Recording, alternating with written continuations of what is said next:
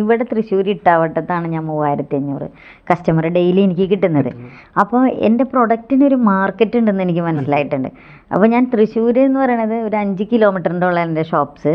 അപ്പോൾ ഇതിന് ഇത്ര ഡെവലപ്പ് ചെയ്യുകയാണെങ്കിൽ നമ്മൾ എറണാകുളം ആണെങ്കിൽ തിരുവനന്തപുരം ആണെങ്കിൽ എന്തായിരിക്കും, ഇതൊക്കെ നമുക്കൊരു തോട്ട് വരുന്നോണ്ടിരിക്കുന്നതാണല്ലോ. പിന്നെ എക്സ്പോർട്ട് ചെയ്യുമ്പോൾ നമ്മൾ ആകെ 15 രാജ്യത്തേക്കായില്ല, ഇനി 125 രാജ്യങ്ങൾ ബാക്കി കിടക്കുകയാണ്. എങ്ങനെയൊക്കെ ചിന്തിച്ച് കഴിഞ്ഞാൽ നമുക്ക് എവിടേക്കോ പോകാൻ കുറേ സ്ഥലങ്ങളുണ്ട്. അതുപോലെ നമ്മൾ ഓൺലൈൻ മാർക്കറ്റിങ്ങളായി urla.com, ഇന്ത്യൻ സ്നാക്സ്, അങ്ങനെ അതുപോലെയുള്ള കുറച്ച് സാധനങ്ങളിലാണ് നമ്മുടെ പ്രൊഡക്റ്റുകൾ കിട്ടുന്നത്. ഇതിലിനി ഒരുപാട് കാറ്റഗറി ഉണ്ട്. വാൾമാർട്ട് ബാക്കിയുണ്ട്, എന്താ പറയുക, നമ്മുടെ ഒരുപാട് സ്ഥലങ്ങളുണ്ട്, ആമസോണിലുണ്ട്.